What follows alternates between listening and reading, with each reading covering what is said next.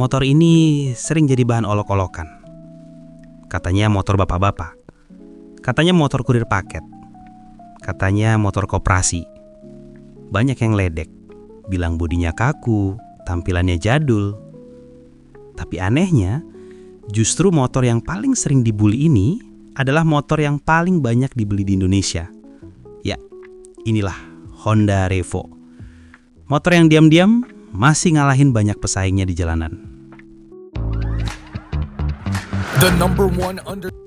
Lucunya, yang ngebully Revo itu kadang juga punya Revo di rumah. Tapi kalau kamu tanya tukang ojek, kurir paket, sampai anak sekolah yang tiap hari gas pagi-pagi, hampir semuanya jawabannya sama. Karena Revo itu irit, ringan, dan gak ribet. Di saat motor lain sibuk pamer gaya, Revo fokus di satu hal, fungsi. Mesin 110 cc-nya mungkin kecil, tapi efisiensinya luar biasa. Bisa tembus 60 bahkan 70 km cuma dengan 1 liter bensin. Servis murah, suku cadang di mana-mana, dan kalau rusak, hampir setiap bengkel pasti bisa betulin. Makanya, jangan heran, di tengah banyaknya motor baru yang datang dan pergi, Revo masih bertahan dan masih jadi pilihan jutaan orang Indonesia. Karena buat sebagian orang, motor bukan soal gaya, tapi soal keandalan. Dan di situ, Revo nggak pernah gagal. Tapi nggak banyak yang tahu kenapa motor ini lahir dan apa perannya dalam sejarah Honda di Indonesia. Revo bukan sekedar motor irit. Dia adalah jawaban Honda terhadap krisis kepercayaan di awal tahun 2000-an. Waktu itu, pasar motor bebek sedang goyah.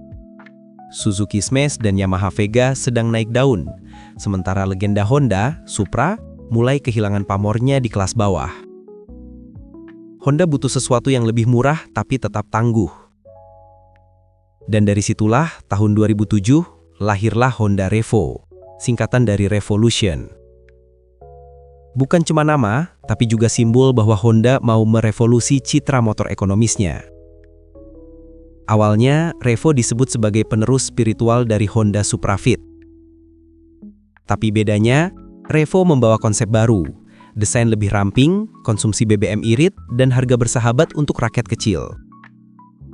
Dan yang menarik, di balik desain sederhananya, Honda menyematkan teknologi mesin yang nyaris sama kuatnya dengan Supra. Artinya, Revo bukan motor murahan, tapi Supra versi hemat. Lalu tahun 2010, lahirlah Honda Absolute Revo. Nama Absolute ini bukan asal keren.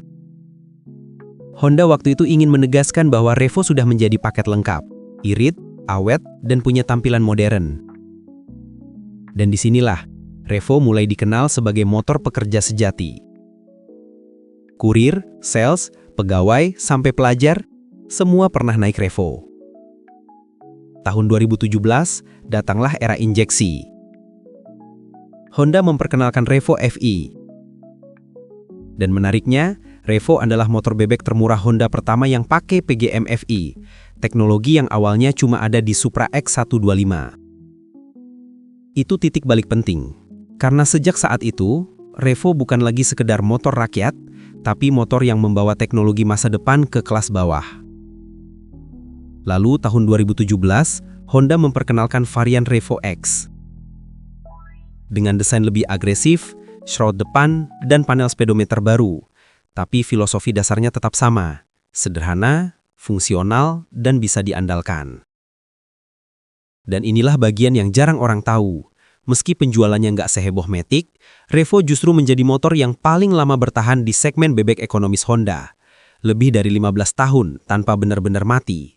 Bahkan sampai sekarang, 2025, Revo masih diproduksi dan masih dipakai ribuan orang setiap hari. Motor yang katanya jadul ini ternyata justru jadi simbol keandalan jangka panjang. Di tahun 2024, dari 6,33 juta unit motor baru yang laku, hanya sekitar 5,4% yang dari segmen bebek. Ya, motor bebek makin hari makin dipinggirkan. Tapi meskipun begitu, di dalam ceruk kecil itu, satu nama tetap muncul di barisan depan, Revo. Di tahun 2018 misalnya, Revo X berhasil menembus angka distribusi 67.977 unit dalam 5 bulan pertama, menjadikannya motor bebek terlaris kala itu. Di saat bebek lain seperti Vega Force, Supra, atau Smash masih saling tarik pasar, Revo menyumbang 36.112 unit dari total bebek yang terjual di kuartal A 2018, lebih besar dibanding Supra dan Sonic. Revo masih bertahan di pasar motor bebek yang makin mengecil. Data AIC menunjukkan penjualan bebek Honda masih di kisaran 30-40 ribu unit per bulan, dan Revo jadi kontributor utamanya. Dengan harga 16-18 juta rupiah, Revo jauh di bawah kompetitornya seperti Yamaha Vega Force yang harganya sudah tembus 18-19 juta rupiah. Secara performa pun meski sama-sama 110 cc, Revo lebih irit karena sudah pakai sistem injeksi PGM-FI. Jadi kalau bicara efisiensi, Revo bukan cuma unggul di angka, tapi juga di logika pembelian. Di pasar bekas pun ia tak kalah. Di lelang JBA 2024, Revo adalah motor bebek paling banyak dilelang, 6.879 unit tercatat. Intinya, di tengah pasar bebek yang semakin menyusut dan keterbatasan segmen, Revo tetap muncul sebagai pilihan utama. Kenapa? Karena di ceruk kecil itu, ia punya keunggulan fungsional yang sulit disaingi. Konsumsi bahan bakar irit, biaya servis murah, suku cadang mudah ditemukan, reputasi awet. Di dunia motor yang sebagian besar berlomba tampil keren, Revo tetap bertahan dengan kekuatan yang diam-diam. Bukan gaya, tapi fungsi yang nyata. Tapi kalau mau jujur, Revo juga bukan tanpa celah.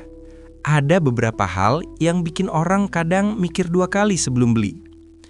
Pertama, tenaganya pas-pasan. Mesin 110 cc PGM-FI-nya irit, iya. Tapi kalau kamu suka gaspol di tanjakan atau sering bawa beban berat, tenaganya mulai terasa ngos-ngosan. Apalagi kalau dibanding sama rivalnya kayak Suzuki Smash FI atau Yamaha Vega Force, Revo X masih kalah sedikit di torsi bawah. Lalu soal fitur, lampunya masih bohlam halogen, belum LED seperti motor zaman sekarang. Speedometernya memang keren, tapi belum full digital.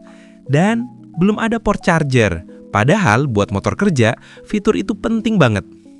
Terus bagasinya kecil, cuma cukup buat jas hujan dan toolkit. Kalau kamu pengen nyimpen helm half face, ya jangan harap muat. Dan satu lagi, harga. Untuk ukuran motor bebek 110 cc, bandrol Revo X yang tembus 17 jutaan bikin orang ngerasa, segini bisa dapat motor matic bekas yang lebih modern kan? Tapi di sisi lain, harga itu juga jadi bukti.